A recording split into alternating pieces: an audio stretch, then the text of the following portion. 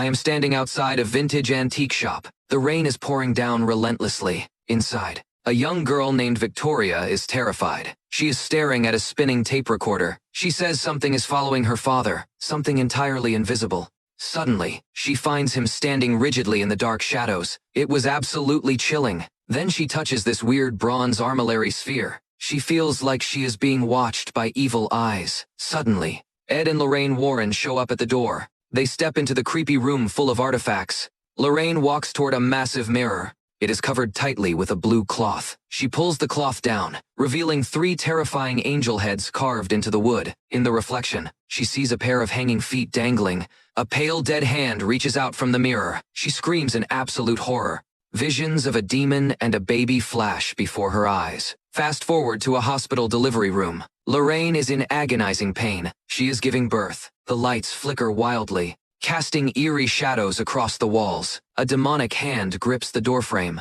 The baby is born, but it is completely silent. Lorraine cries out, begging God to bring her baby back to life. Then, a miracle happens.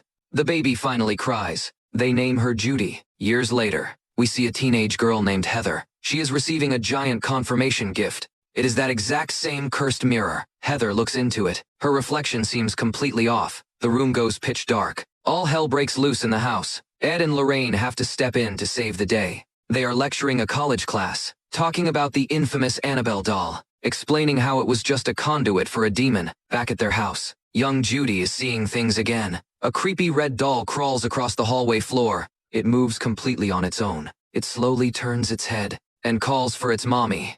A hideous old woman demon jump scares her. Meanwhile, the cursed mirror gets crushed in a garbage truck. Instantly, a girl named Dawn starts choking. She literally vomits blood and broken glass. Right at the breakfast table, it is absolutely horrifying to witness. Ed's health is failing, but he refuses to stop his work. Judy's boyfriend Tony comes over. He wants to meet the parents. He accidentally stumbles into their occult museum. Judy tries to block out the spirits. She chants a nursery rhyme. Lucy Lockett lost her pocket, but the Annabelle doll keeps staring at her from the rocking chair. Tony wants to marry Judy. Lorraine knows the extreme dangers of their lifestyle. Things get even crazier. Another family is viciously attacked. A father is literally levitated off his bed. He is choked by an unseen demonic force. Heather watches a VHS tape of her confirmation. The video distorts violently. A monster chases her through the dark house. A priest tries to help the family, but he is attacked in a dark office. The doorknob turns into an inverted cross. His cross bursts into intense flames. Lorraine finds a cursed locket. It is sitting right in her kitchen sink. Suddenly, the sink overflows with thick red blood. They realize Judy is in grave danger.